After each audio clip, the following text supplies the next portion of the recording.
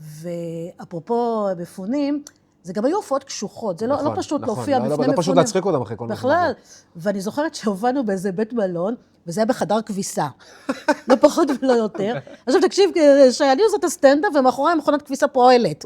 אתה קולט את הסיטואציה? אני עושה את הסטנדאפ, מכונת כביסה, ואז מישהי צועקת, מה קורה? מתי זה נגמר? מתי זה נגמר? מתי זה נגמר? אני אומרת לה, מה הסטנדאפ? אמרתי, לא, מכונת כביסה. אמרתי, אם כבר את עומדת, תוציא מהמכונה ושימי במייבש. ואז מישהי יוצאת עם כל מיני ספינג'ים, זה היה בחנוכה. ואז היא מחלקת באמצע הסטנדאפ, אני עושה סטנדאפ והיא מחלקת, יש כך ספינג', משה כך ספינג', חיים כך ספינג'. את יודעת מה היה הכי מצחיק אבל? אם נגיד באמצע ההופעה שלך, ההופעה של מירי בחסות, מרכך כביסה.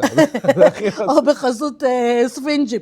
ואז אני אומרת, תגידי, מה עם ספינג'? הבנתי שהסטנדאפ, אי אפשר לעשות פה סטנדאפ, אני אומרת לו, מה עם ספינג' בשבילי? היא מסתכלת עליי, אמרתי, הכפרה, את לא צריכה. תודה רבה לך.